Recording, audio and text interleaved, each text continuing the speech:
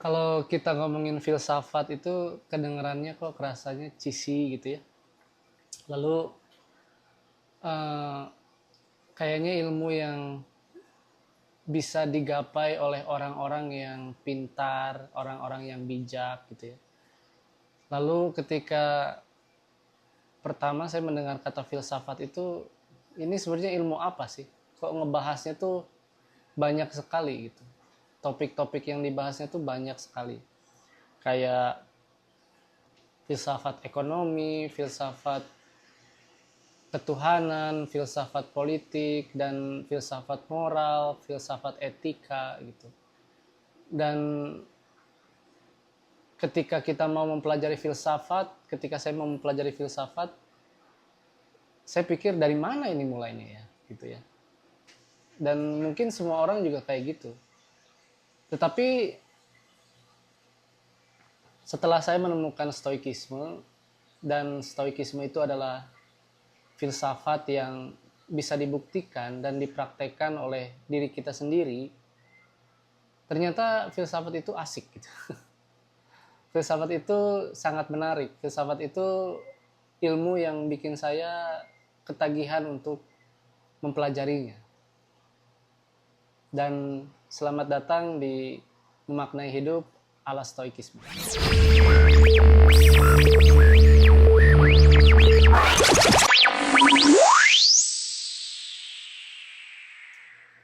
Tentu saja kita di dalam hidup itu kayaknya selalu merasa ada yang kurang gitu ya.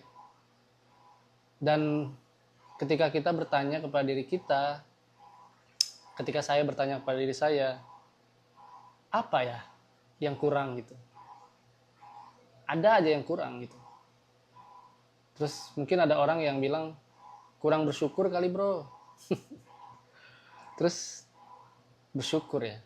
Udah sih bersyukur. Bersyukur, tapi ada yang kurang gitu. Ada yang masih, ada yang kurang. Lalu yang kurang itu ternyata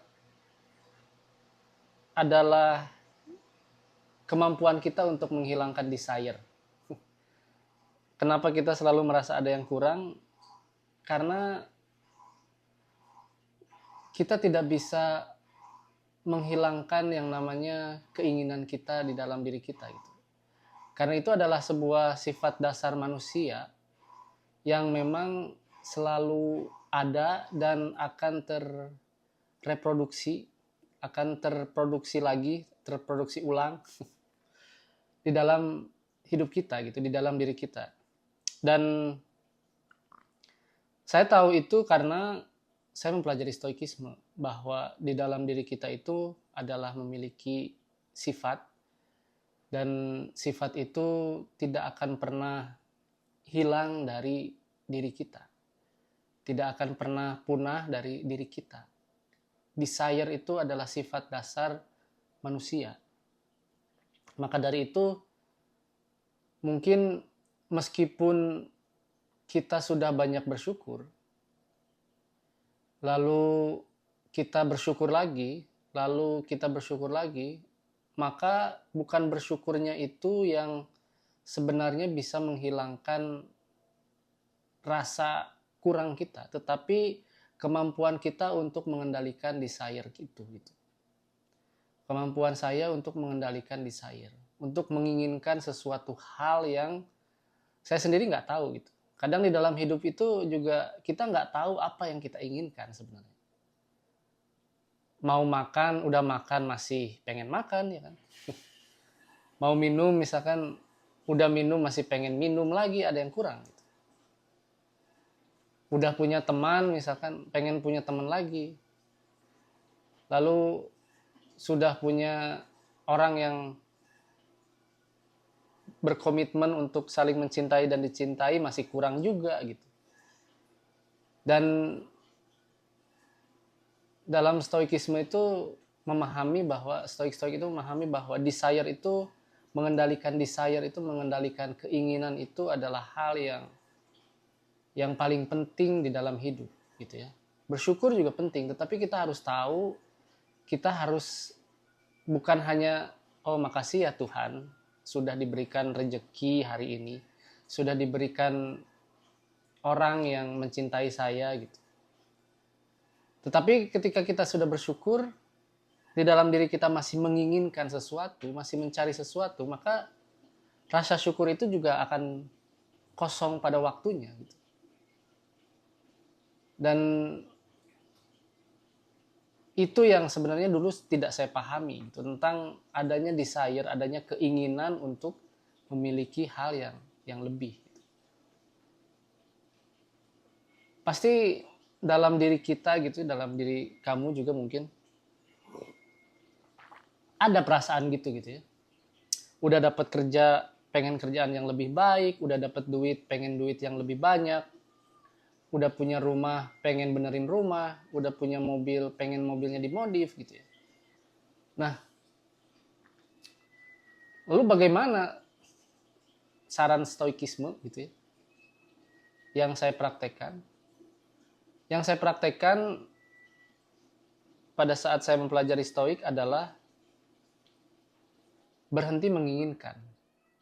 Berhenti menginginkan apapun itu. Bukan pasrah, tetapi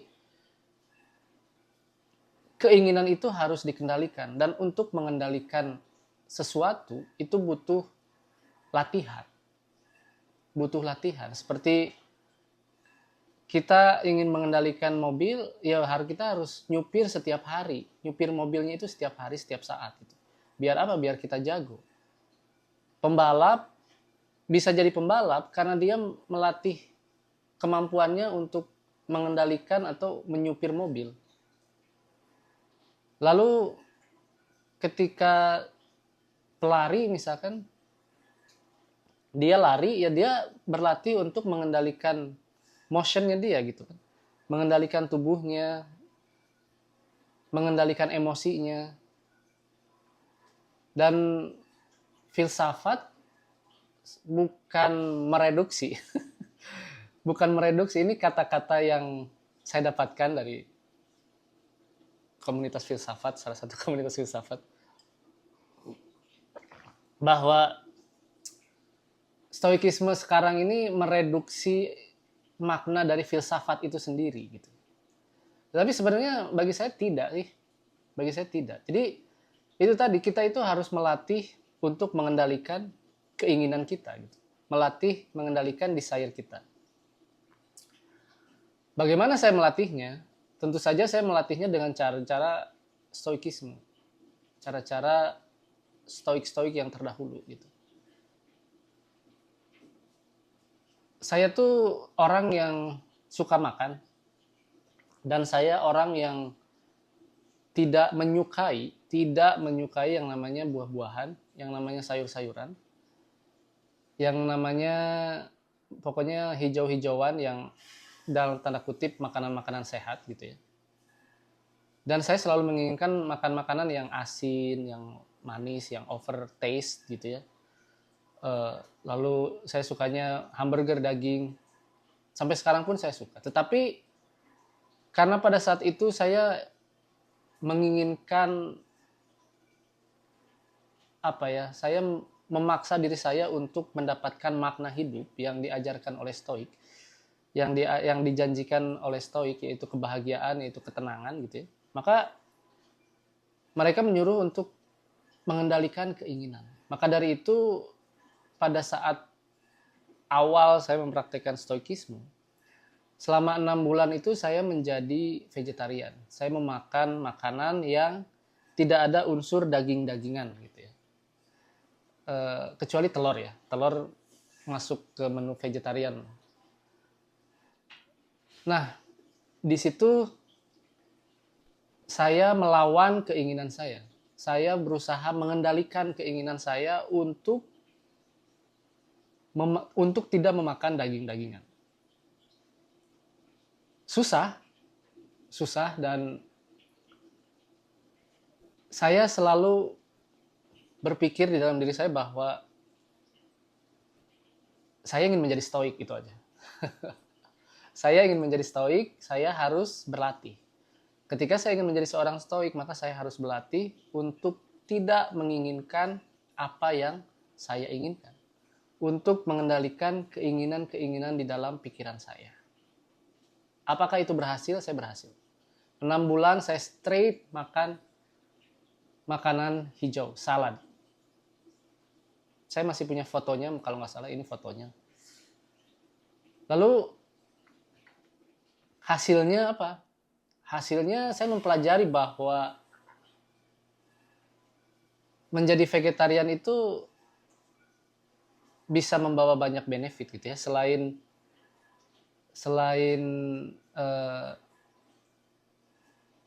mengendalikan keinginan saya juga belajar hal-hal yang lain karena saya harus memaksakan diri saya agar tidak memakan daging-dagingan. Saya belajar tentang apa yang namanya fiber, apa yang namanya protein, apa yang namanya kandungan vitamin, bagaimana caranya kenyang gitu ya. Saya banyak belajar itu. Dan saya mampu bertahan selama kurang lebih 6-7 bulan menjadi seorang vegetarian. Mengendalikan keinginan. Karena memang setelah saya mampu mengendalikan keinginan, terutama keinginan yang selalu ada di dalam diri saya gitu ya. Yang tentu saja tidak membawa kebaikan. Keinginan-keinginan yang tidak membawa kebaikan, saya mampu mengendalikannya gitu. Kayak saya berolahraga, lari, saya memilih untuk lari karena olahraga itu simple. Olahraga lari itu olahraga yang paling mudah dan paling mudah dan paling gampang gitu. Lalu saya tidur di lantai dan saya melakukannya itu selama 6 bulan. Tidak terus-menerus karena pada saat lari juga saya kena cedera dan saya memahami lagi bahwa tubuh kita itu bukan di dalam kendali kita. Di situ saya memaknai cedera saya itu sebagai apa yang dikatakan Epictetus.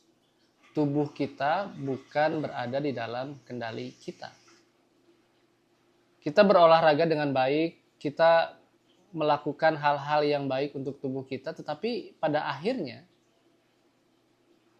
sakit atau tidak sakitnya badan kita itu bukan berada di dalam kendali kita, bukan keputusan kita. Dan di situ saya belajar tentang ego, tentang tenang gitu ya. Karena ketenangan itu bukan sebuah pencapaian ternyata. Ketenangan itu adalah sebuah proses. Ketenangan itu adalah sebuah proses, bukan tujuan. Ketika kita mengumpulkan uang yang banyak agar hidup kita tenang, kita tidak akan pernah tenang. Dan saya pun mengerti bahwa apa yang dikatakan stoikisme itu, apa yang diajarkan oleh banyak orang stoik tentang ketenangan itu, ternyata ketenangan itu adalah sebuah proses. Kita harus tenang, kita tidak boleh terburu-buru, kita harus berpikir, critical thinking kan ya. Critical thinking. Do we really need this gitu?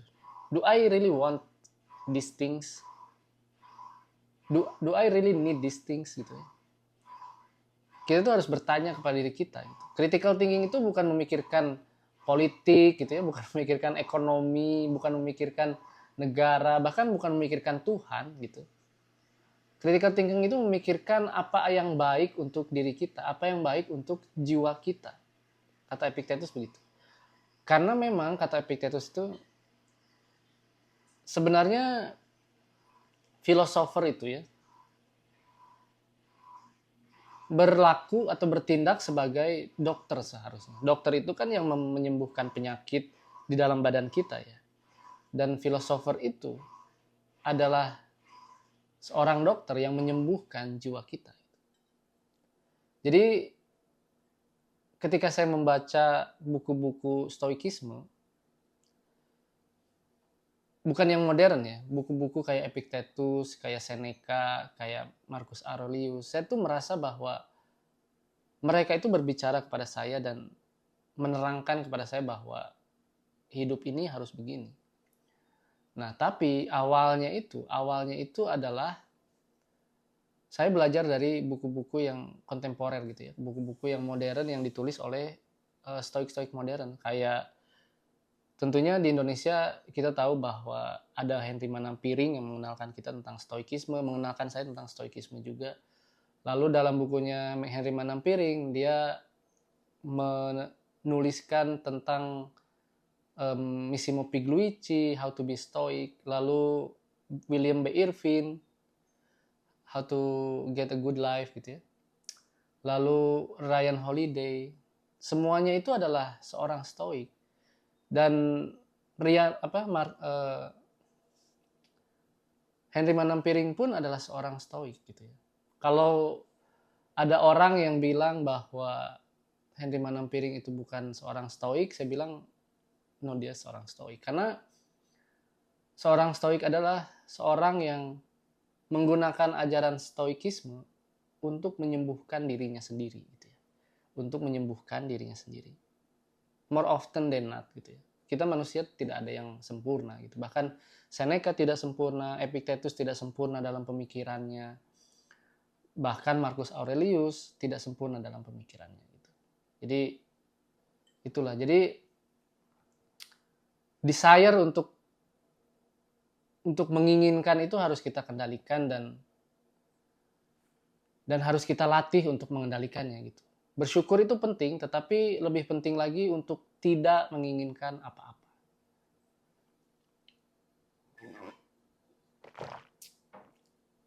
Temperance adalah salah satu-satunya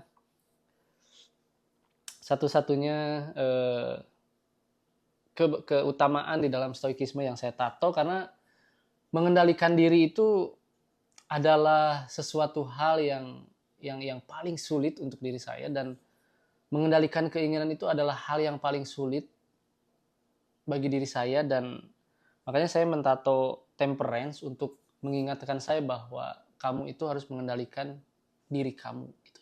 Saya harus mengendalikan diri saya. Gitu ya. Jadi bersyukur itu penting, tetapi mengendalikan keinginan itu lebih penting.